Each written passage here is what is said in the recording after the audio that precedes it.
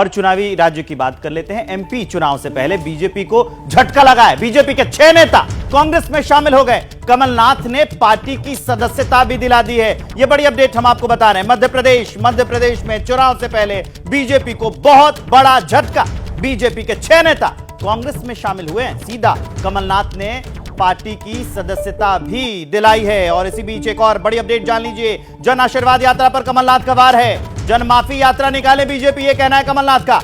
जिन्हें माफी मांगनी चाहिए वो आशीर्वाद मांग रहे हैं। घोषणाओं की मशीन डबल स्पीड से चल रही है। कमलनाथ ने यह कह के हमला बोला है। क्या कहा है आप खुद उनकी जुबानी सुनिए, सुनवाते हैं। उनको जन माफी यात्रा निकालनी चाहिए। ये यात्राओं से जनता उनका मजाक उड़ा रही है। जिनको माफी मांगनी चाहिए वो आज आशीर्वाद मांग रहे हैं। ये आज हालात हैं।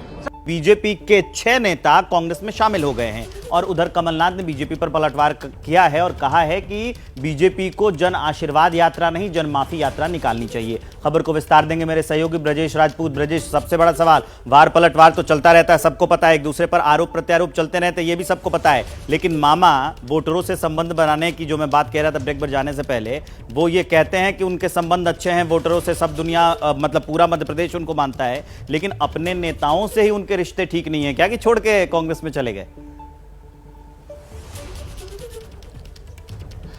निश्चित ही पिछले दौरे पे जब अमित शाह भोपाल आए थे तो उन्होंने जब इन तमाम बड़े लोगों की मीटिंग ली थी तो कहा था कुछ ऐसा माहौल बनाओ कि लोग ज़्यादा से ज़्यादा बीजेपी ज्वाइन करते हुए देखें, जिससे माहौल बने।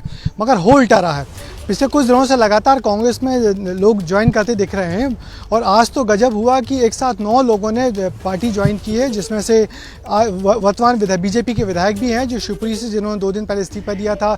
वीरेंद्र रघुवंशी 2 बार के पूर्व विधायक हैं बदनावर धार जिले से, भंवर सिंह शेखावत, और जो झांसी के और ललितपुर बुंदेलखंड के बड़े नेता हैं गुड्डू बुंदेला, उन्होंने आज ज्वाइन की। कुल मिला के 9 लोगों ने आज ज्वाइन किया है कांग्रेस और एक तरीके का माहौल कांग्रेस के पक्ष में बनता दिख रहा है। मगर बीजेपी भी हार मानने को बिल्कुल तैयार नहीं है।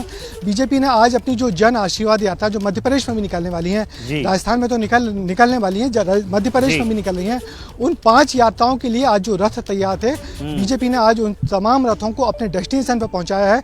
कल से वो रथ तैयार हो जाएंगे और मध्य प्रदेश की 230 विधानसभाओं से होते हुए 25 सितंबर को वापस भोपाल लौटेंगे, जहां वार पलटवार चल रहा है। ब्रजेश राजपूत, इसीलिए ये वार पलटवार चल रहा है। अभिषेक उपाध्याय भी हमारे साथ जुड़े हुए हैं, बड़ी गहरी पैठ रखते हैं।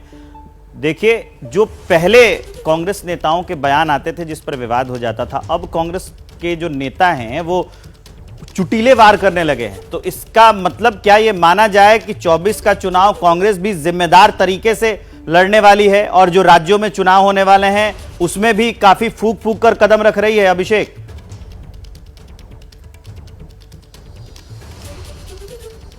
बिल्कुल, देखिए, जहां तक आप बात कर रहे हैं इस पूरे मसले में, मध्य प्रदेश की आप बात कर रहे हैं, उसमें एक बड़ी अहम बात यह है कि कमलनाथ जिस तरह से वहां इलेक्शन को आगे बढ़ा रहे हैं वो बहुत ही सोची समझी रणनीति मांगनी जा रही है।